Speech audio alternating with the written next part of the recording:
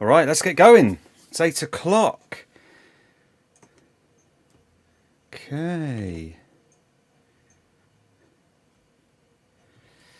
Let me flick to Synapse Studio. All right, let's get going. It's 8 o'clock. Let me turn down the iPad because I just set that up for a bit of quick monitoring just to make sure that my voice was coming through. Right, okay, now I promise this time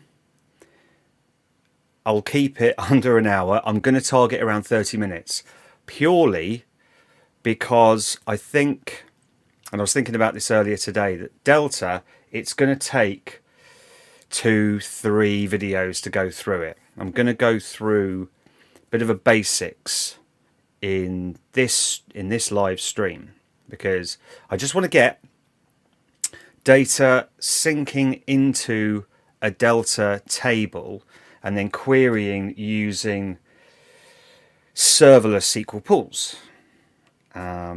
So we're not going to go into any Spark code because if you've seen any previous stream or session I talk about serverless SQL pools, the one thing that I always tend to mention is I'm really not much of a Spark developer. I have been doing more since I've been working with Delta more and more, but we're not going to do any Spark code in any Python or Scala in this session.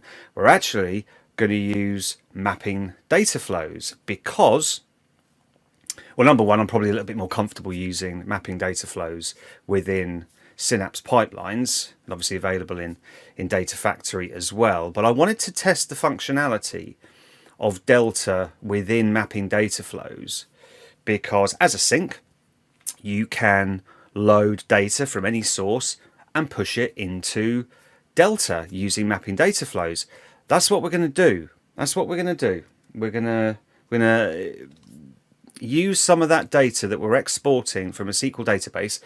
I'm going to very quickly recap what we did on one of the previous streams in terms of exporting data from a SQL database. But then we're going to export that data, transform that into Delta, view that in serverless SQL pools, then go back, change some of the data in the source SQL database, do another export and another sync with Delta. So the likelihood is we're probably not going to cover anything deep like partitioning because I want to cover that in a separate stream because of the second stream that we did. It was all about streaming data into the data lake using event hubs and streaming analytics, which was partitioned. So I think I'll save that for a second stream in which we'll look at synchronizing, partitioned data. So yeah, so I'm going to jump into it and let us. So hello everyone. So what have we got? Dennis, Montreal, 3 p.m. Yeah, so right in the middle. Well, just towards the afternoon for you. And Tango, 10 p.m. Yeah, so it's only, well, I say it's only 8 p.m. But yeah, let's get into it. So to recap one of the previous streams, I don't want to spend too long. If I go into develop and we'll have a look at one of the, actually integrate and have a look at one of the pipelines. Okay, so I've got a pipeline and let me hide some of these activities. Okay, so I've got a lookup activity which goes and gets the list of tables that I would like to export to the data lake. So an Azure Data Lake Gen 2 account. This schema name and table name will essentially be used in this for each activity. So if I click into the for each activity, and it's just doing a copy, basically like a dumb copy. Get the data from the Azure SQL database, export it to the data lake, but in Parquet file format. Now we also do some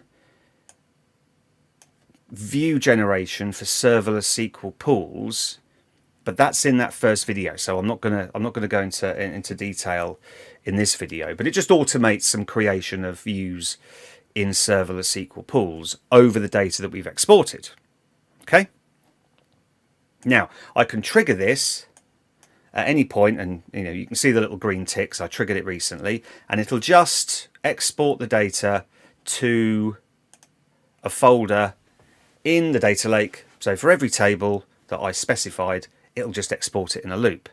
We're going to concentrate on product for the delta work that we're going to do today. But if we go into the product table, you can see I'm exporting into the raw area of the data lake as Parquet. Okay. And actually, if I was to right click and just select top 1,000 rows, let's just do that now. Let me get rid of the properties window. There we go. Okay. So that's the data that we're dealing with, that we've exported. Okay. Now, what I would like to do is cleanse the data. We'll keep the cleansing simple today. And what we're going to do is going to remove maybe 1 or 2 columns, and then we're going to change one of the columns with a default to say, okay, if there are no values in this column, replace it with another value. So we're going to do some cleaning, so very light touch cleaning. Then we're going to push that into Delta. Now, I think when I was thinking about this earlier, listing down all the various options in which you can work with Delta. Now, for the most part, people are using Spark, using Python, using Scala to work with Delta Lake. I'm using mapping data flows because, as I said, I'm not too much of a Spark developer. But of course, with code in Python, it's a lot more flexible than working with mapping data flows. However, mapping data flows, ultimately, the code all boils down to running on Spark clusters anyway. So I don't feel too bad in using mapping data flows to do some investigating in how this will work with Delta. So what we'll do is we'll create a new pipeline. Okay, so what I'll do is I'll keep this tidy. I won't keep any scripts open that I don't need to keep open. We'll keep that pipeline because I might run that again later on. So we'll create a pipeline, and we'll call it pipeline. Yeah, we'll call it pipeline live stream Delta export, or Delta load. Okay, there's our pipeline. So what I'll do is, because I've zoomed in, well, actually, hey, let's use the full screen mode to develop. Why not? Do we? Okay, no, we still get all the commit and push buttons. I like this. I don't use it nearly enough. So we'll go into move and transform, and we'll use a data flow. So I'm going to drag that in. Okay. And we'll load cleansed product data. And on our settings, I think I've already started the debug session, so we don't have to wait. Yeah, there we go. Something's already running there. So I'm going to create a new data flow. Okay, new data flow. Let's call it data flow load cleansed products. And we'll add the source.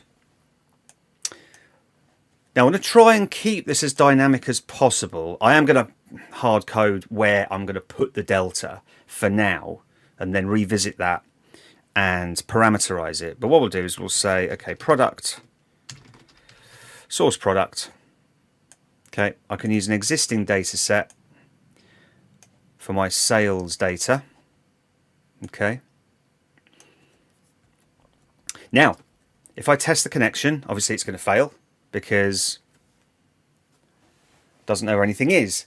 I've got a couple of parameters in this data set here. If I just open up the data set to just put in a path and a folder for where the data is. Okay, and that was actually used to export the original raw Parquet data. We can just use the same data, the same data set here, and what we need to do, and I did actually have to Google this, debug settings, parameters, put my parameters in that I would like to work with for this session.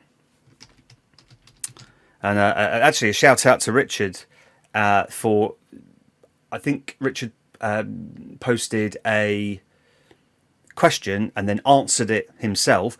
That was the question that I found, and that was how I found the debug parameters here. So product, and we're going to look at live stream /raw /sales data. Okay, so product being the folder that we exported the data to, and live stream raw sales data basically being the kind of root of that folder. So if we save that, test the connection again, run for a few seconds while it goes off and the mouse runs in a wheel to find the data in our data lake. Might take a few seconds to do that. I wonder if I can pop. Yeah, oh, there we go.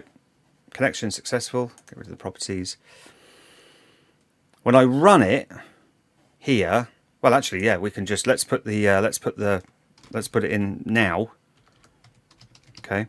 So what the data flow has done, okay, it identifies the fact that a data set that's being used in the data flow has parameters.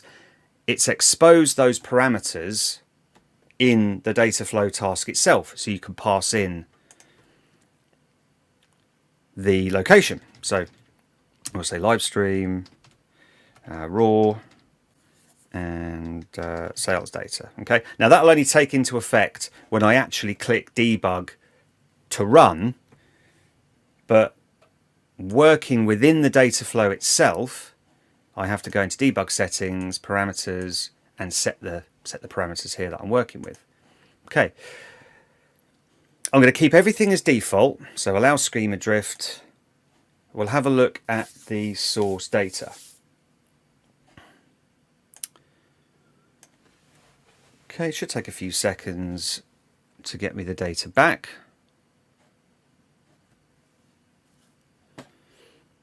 And then what we'll do is we'll add a select columns transformation, because I don't need all of these columns.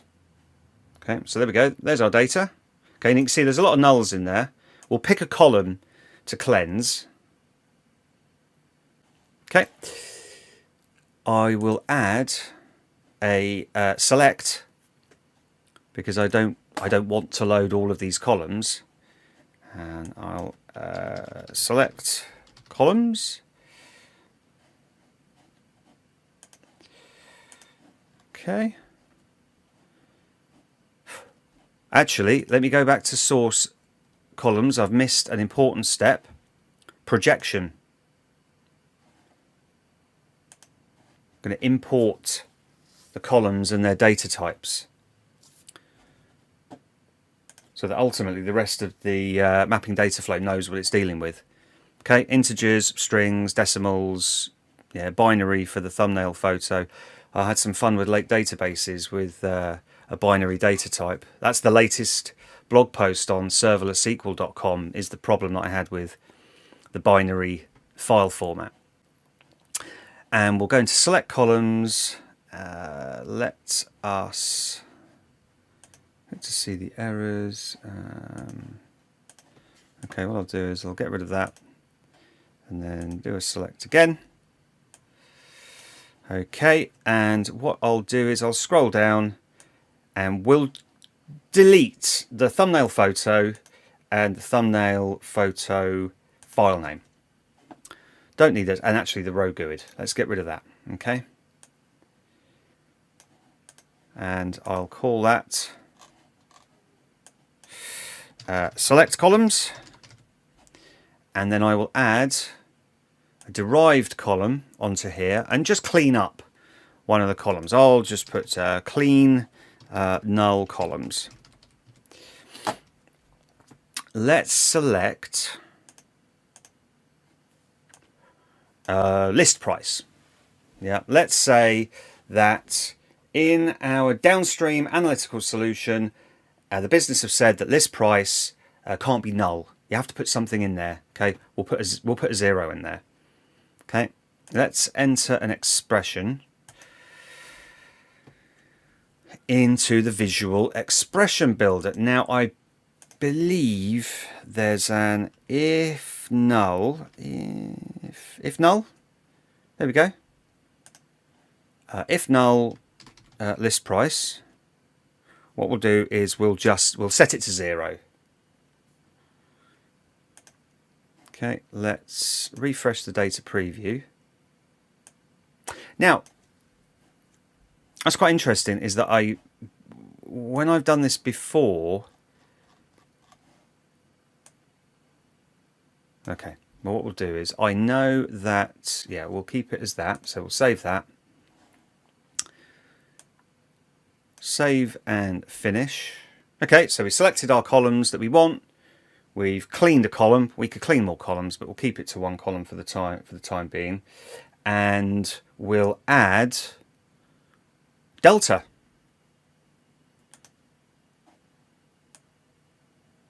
Now with delta, okay, so we'll create a sync.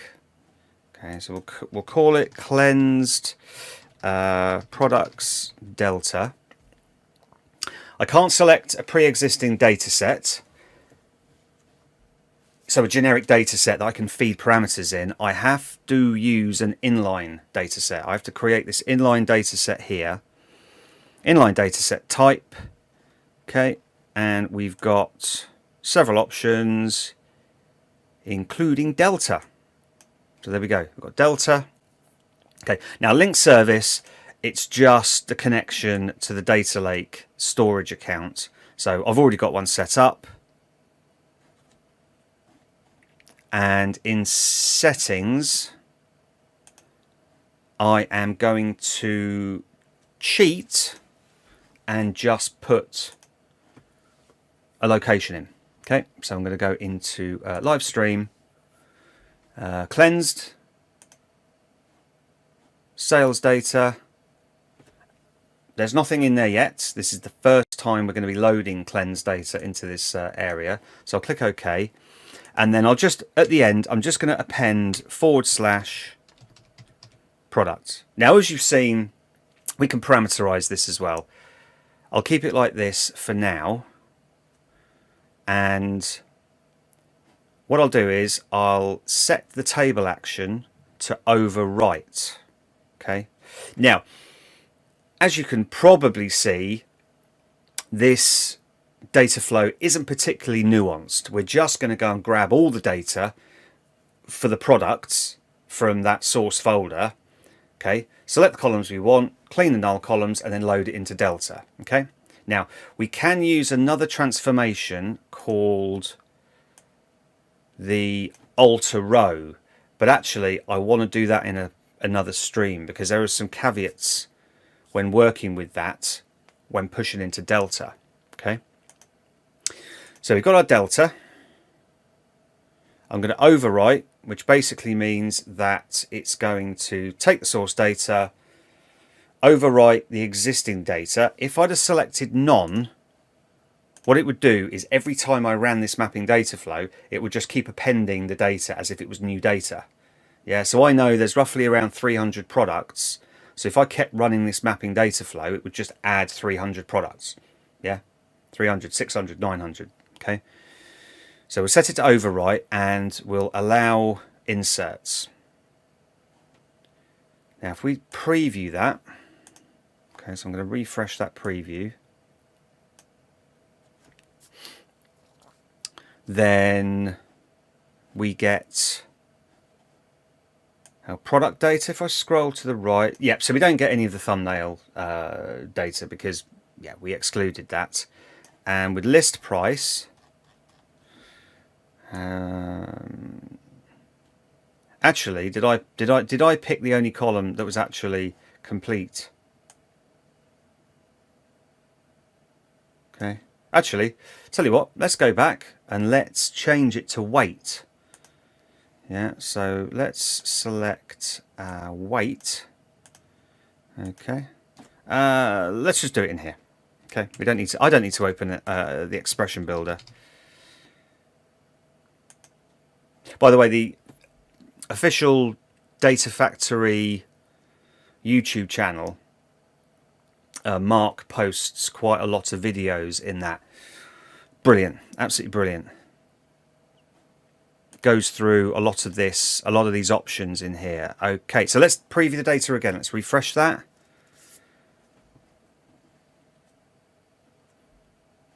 There we go. Okay. So our business is happy that they don't have to deal with nulls in weight. They've got a 0 instead. All right. So let's publish what we've got so far.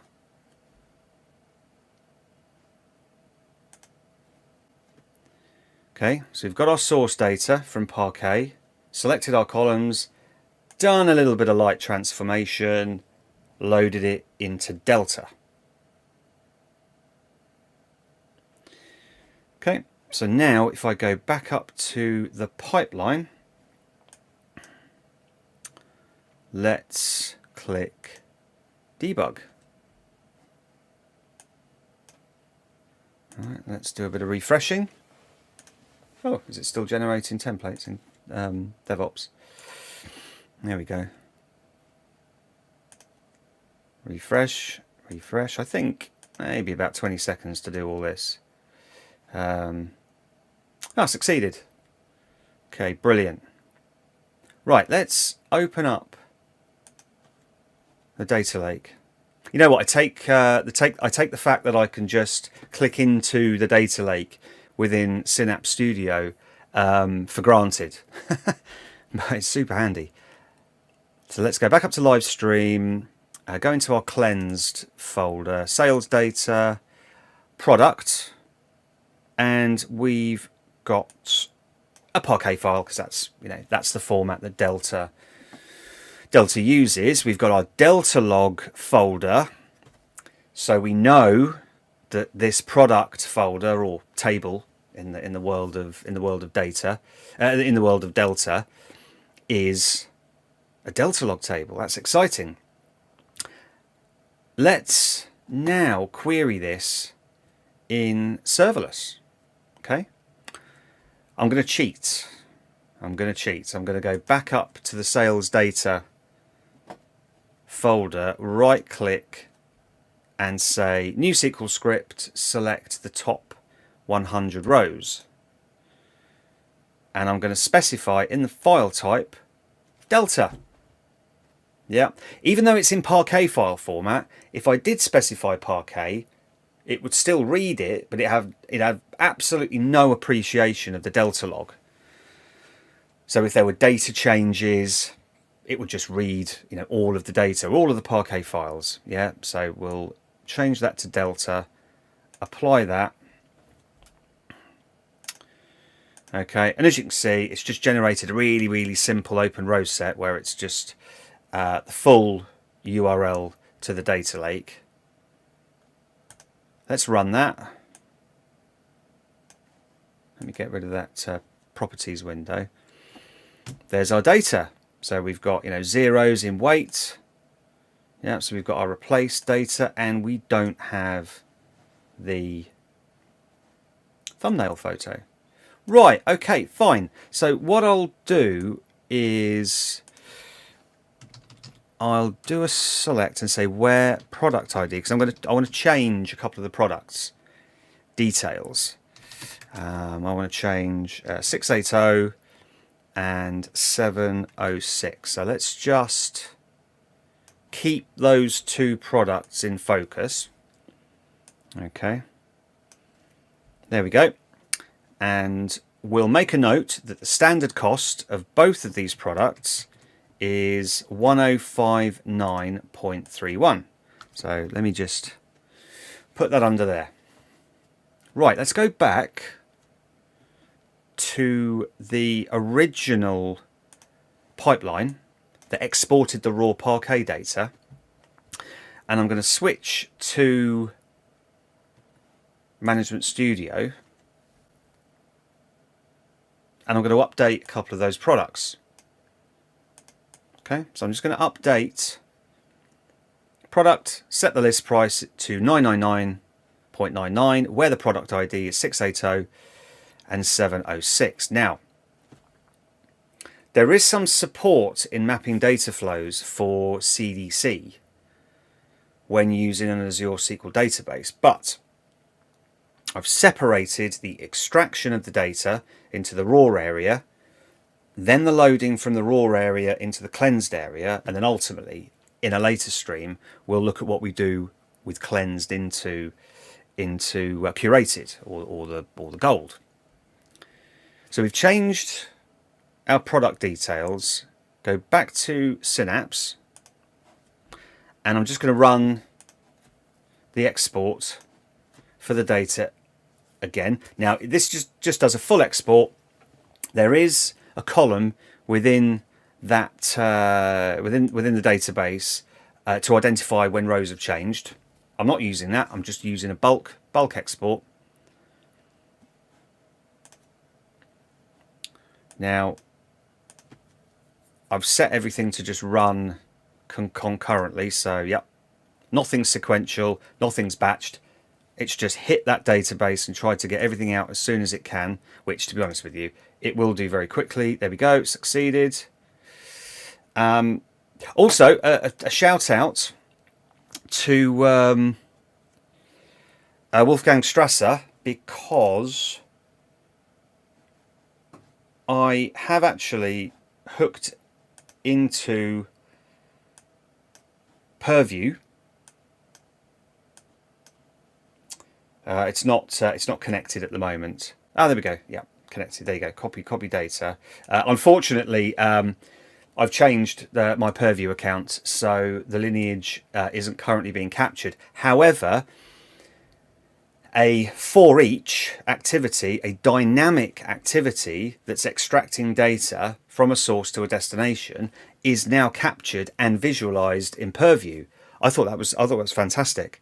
Yeah, so Wolfgang posted that a few days ago, I think, and I thought, yeah, that's super useful, absolutely super useful. Right, we've got our data out,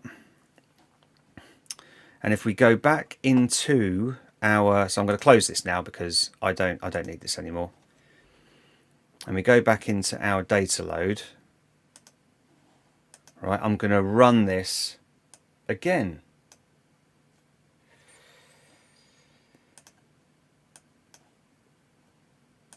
Okay, so I'm going to keep running.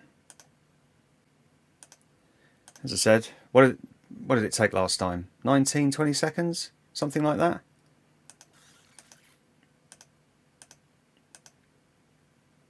"18 seconds. We were 1 second faster. Now, let's go back into the Delta Lake folder. This is where the magic happens. Now, we're dealing with a full extract. Yeah, so when I've selected the overwrite functionality in the Delta sync, so in settings, I've said overwrite, right? All it's doing is it's taking all the data and it's just making that the current data in the Delta Lake folder. But we've got two files. I mean, look, you can see the size is the same because it's the same data, right? 12.4, 12.4. However, this should contain the changes that we made. But we've got a historical file. We've got a previous file. Now, at the moment in Serverless SQL Pools, we don't have a native option to be able to time travel. Yeah, so one of the benefits of Delta is that we can go back to a point in time and say, right, I want, select the data, from this Delta table, and specify the time frame for the data that you want, and it will traverse the Delta log. Let's have a little look at that Delta log folder. Oops, sorry. Yeah, why not? Let's have a look at one of the JSON files, which is the transaction log. All right. So let's not go into too much detail here because it's probably not great. It's probably not great to read. Suffice to say that this is the transaction log to say what rows have been committed, what's the latest version of the data, what's the latest version of the files, any partition information. Okay. Now, because we made a change in the SQL database, loaded the Delta table again, let's have a look. Let's just have a look. I just want to see. If I open up the file, let's have a little scroll across.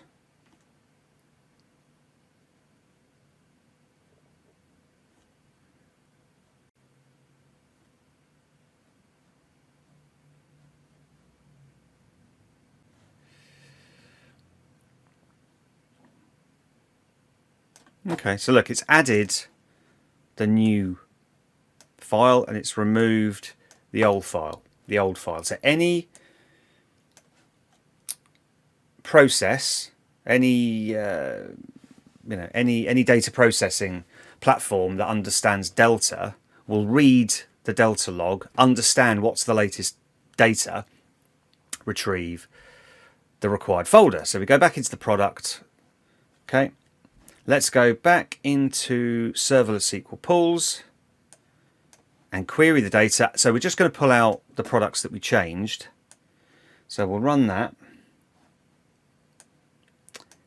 And there we go. There's our list price, $999,999. Now, I think, if I remember rightly, Jovan created... I think it was Jovan, apologies if not, but created a process in which you can run some PowerShell against serverless, and it'll actually generate a view at a point in time for time travel. But it's very much not out of the box.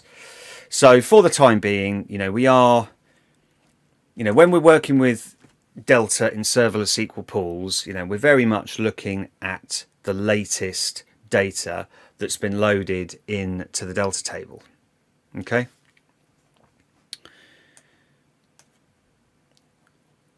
And if I just remove that where clause and just run a select, then we've got all our data there. Okay, and actually I just want to do a quick count. Okay, so we should just have, even though we've run the process twice, 295. There we go. Okay, so if I was to run that data flow again, so let's just run it once more, even though we've not changed anything in the source data, the likelihood is we'll see a third file because I've just set Delta to to overwrite. There's no nuance there in terms of only loading new data and updated data.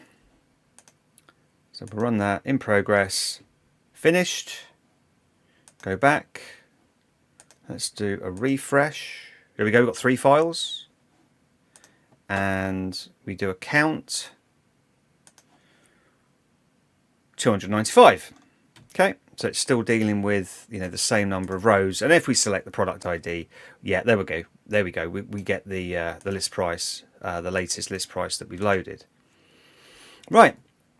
So I think what I'd like to do in the next stream is look at how we optimize this a little bit, because number one, we are loading a full data set. Okay, we don't need to do that. With a slight modification of our initial data lake export from our SQL database, we can tap in to that column in the database that allows us to know what's changed, only extract the change data into, let's say, a date time folder, then use that to load the data flow and ultimately the delta. So the delta is really only having to deal with the change data from the source. But yeah, so, you know, with mapping data flows, you can see it's pretty simple to get something up and running in terms of using delta and getting the benefits of delta. In another stream, I want to look at the partitioning side of things, because the web telemetry data from the second stream is exporting data to a partition scheme, where we want to grab that data from that partition scheme, do some cleansing, push it into delta, but a partitioned delta. Okay, so I think that's going to be the subject of one of the next streams that we've done. Anyway, there we go. So in just a little over half an hour, got a mapping data flow running to load into delta. We could see change data as we updated it in the source, and surfaced using Serverless SQL Pools, which has become, you know, quite I'd say a popular way in, you know, this Lakehouse methodology of surfacing data, because it's always on. So you can just come into Serverless, query data in the Delta format, but yet not have to start up any Spark clusters to read the Delta format. The Delta format is just read natively by Serverless, but there doesn't have to be any clusters running, which I think, you know, people have, you know, kind of seen that as a viable way of reading Delta without having to use clusters, use Spark clusters to read the format. And there we go. So yeah, I hope you've enjoyed it. I do love doing these streams, actually. It's quite nice and relaxing to go through it. But yeah, so, well, I'll see you next time.